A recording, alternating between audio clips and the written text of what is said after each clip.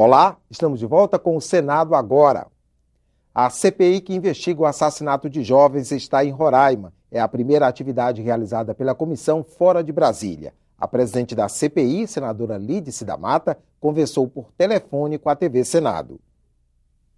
Olha, nós agora de manhã estamos aqui na Assembleia Legislativa do Estado de Roraima, ouvindo as autoridades locais, ouvimos os representantes da Superintendência da Polícia Federal, o juiz da Vara de Família, ouvimos o presidente da OAB, a seccional da OAB, o Conselho da Criança e do Adolescente, a Secretaria de Segurança Pública, a Secretaria de Educação do Estado, e vamos dar continuidade ouvindo também deputados estaduais, e fizemos isso para sistematizar a situação da violência aqui no estado de Roraima por suas condições muito específicas.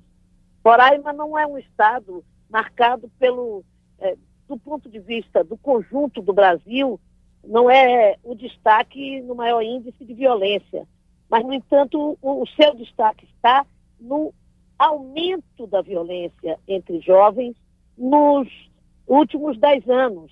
O crescimento da violência entre os jovens de 16 a 17 anos, nos últimos 10 anos, de 2003 a 2013, chega a 300% nessa região. E, por isso, a CPI veio até o local para, ouvindo essas autoridades, esses representantes da sociedade, também falou o presidente da Associação de Moradores de Bairro da cidade de Boa Vista.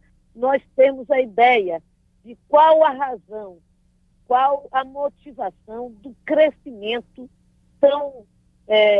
com um índice tão maior que a média nacional aqui em Roraima. E o trabalho da CPI que investiga o assassinato de jovens no Brasil é tema do próximo Em Discussão. O programa vai destacar a primeira audiência pública feita pela comissão de inquérito. O debate reuniu pesquisadores que falaram sobre os motivos da violência. O Em Discussão estreia neste sábado às 11h30 da noite. O relator da Comissão sobre a Reforma Política, senador Romero Jucá, fez um balanço da primeira semana de trabalhos do colegiado. Ele defendeu a parceria com a Câmara e explicou a proposta que acaba com a proporcionalidade para as eleições de deputados e vereadores. Nós apresentamos duas propostas. Uma em que a sobra ficaria de fora, portanto, quem fez o coeficiente é que repartiria todas as vagas. E a outra proposta é uma proposta em que as sobras são divididas por partidos também que não tiveram o coeficiente atingido no primeiro momento. Ela é mais ampla, ela atende mais partidos. Eu passei esse material para o deputado Rodrigo Maia, ele vai conversar na Câmara. Aqui a gente já está aprovando de um jeito e vamos ver se a gente consegue evoluir.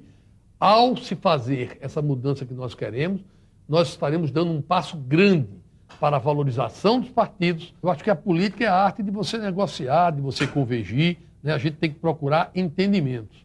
E o nosso trabalho aqui é um trabalho em parceria com a Câmara. As outras reformas políticas não passaram porque os trabalhos eram distantes, eram separados, eram divorciados. A gente agora está fazendo em comunhão, em interação, claro, respeitando a independência da Câmara, respeitando a independência do Senado, mas sem dúvida nenhuma, com uma parceria que nunca houve antes. O Senado abriu uma enquete para conhecer a opinião da sociedade sobre a proposta de estabelecer em lei regras mais rígidas que garantam melhor governança e transparência às empresas estatais. Você pode responder às perguntas no portal senado.leg.br/datasenado. Participe! Na semana que passou, os senadores destrancaram a pauta de votações e aprovaram o reajuste da tabela do imposto de renda. O plenário votou ainda um novo limite para a aposentadoria dos servidores públicos e debateu a exploração do petróleo na camada pré-sal. Trabalho também nas comissões da Reforma Política e do Pacto Federativo. Confira os principais assuntos da semana no Senado. O plenário do Senado aprovou logo no início da semana a medida provisória 670, que atualiza a tabela do imposto de renda. A nova tabela já vinha sendo aplicada desde o mês de abril e prevê reajustes com percentuais de 4,5% a 6,5%, de acordo com a faixa salarial do contribuinte. Ganhos até R$ 1.903,98 por mês ficaram isentos do imposto. Na quarta-feira foi aprovado o projeto de lei complementar que prolonga o limite para a aposentadoria compulsória de servidores públicos de 70 para 75 anos. A proposta já beneficiava ministros dos tribunais superiores e do Tribunal de Contas da União, por meio da chamada PEC da Bengala, e foi estendida para todos os servidores civis da União, dos estados e dos municípios. Com a mudança na expectativa de vida da população brasileira, nada mais justo do que fazer essa adaptação. O mundo mudou, a demografia mudou, as pessoas são ativas a partir dos 70 anos. Não teria cabimento algum que só o Supremo Tribunal Federal se beneficiasse dessa aposentadoria. Os senadores também realizaram nesta semana a sessão especial para debater o projeto que desobriga a Petrobras de ser a única operadora do pré-sal e a ter que bancar 30% do investimento de cada novo campo de exploração. A matéria, de autoria do senador José Serra, tramita em regime de urgência no plenário. O meu projeto tem pressa sim, tem pressa porque nós queremos retomar a produção de petróleo no Brasil, porque isso está causando desemprego, está causando perda de receita para estados e municípios, porque isso está prejudicando a indústria petrolífera que está instalada no Brasil. A comissão de senadores criada para aprimorar o Pacto Federativo apresentou um relatório com propostas em tramitação na Casa para serem votadas ainda neste semestre. Entre os temas estão mudanças na repartição de tributos, modernização da legislação e fontes de recursos para a saúde e segurança pública. Nós conseguimos dar sequência à primeira proposta de demandas para apreciação pelo plenário, que foi um conjunto de 6 propostas que foram aprovadas aqui pelos relatórios setoriais e aprovadas pela comissão. Eu quero dizer que essas 6 matérias tiveram o apoio da presidência do Senado e o apoio do Colégio de Líderes. Com a expectativa, inclusive, de que essas matérias possam adentrar a pauta do Senado agora, no mês de julho, e até já constarem da pauta, por exemplo, na volta do recesso. A reforma política continua dominando as discussões no Senado. A comissão especial instalada para analisar o tema realizou as 2 primeiras reuniões. O grupo é formado por 28 senadores e analisa as propostas de mudança no sistema político, como já ocorre na Câmara dos Deputados. Para os parlamentares, mudar as regras do financiamento de campanhas é um dos maiores desafios da reforma política. A gente tem que ter cuidado de não aprovar o financiamento privado da forma como acontece hoje, ou seja, a empresa depositando o dinheiro no partido político. Porque continua a mesma suspeita, continua a mesma desconfiança.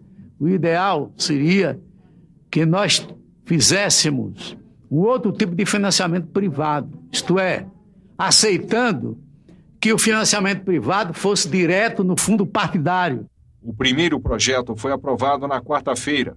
O texto acaba com as coligações nas eleições proporcionais e pode dificultar a vida dos pequenos partidos. Os pequenos partidos querem ser grandes.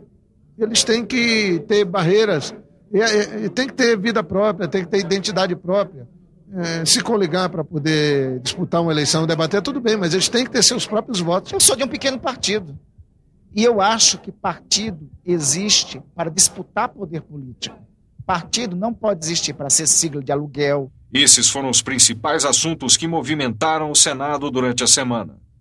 No programa Ecosenado de julho, que tem estreia neste final de semana, o senador Fernando Bezerra comenta os preparativos do Brasil para a próxima Conferência Internacional do Clima, que acontece em dezembro em Paris. Na entrevista, o senador falou também da crise hídrica e defendeu o aumento na geração de energia solar e eólica como uma das soluções para o problema. O senador Fernando Bezerra é o atual presidente da Comissão Mista de Mudanças Climáticas. Em seu gabinete, onde recebeu a equipe do Ecosenado, o senador avaliou o papel que o Brasil vai desempenhar na COP21, em dezembro, quando as nações deverão celebrar um novo acordo do clima em substituição ao Protocolo de Quioto. A posição brasileira é uma posição de clara liderança desse processo.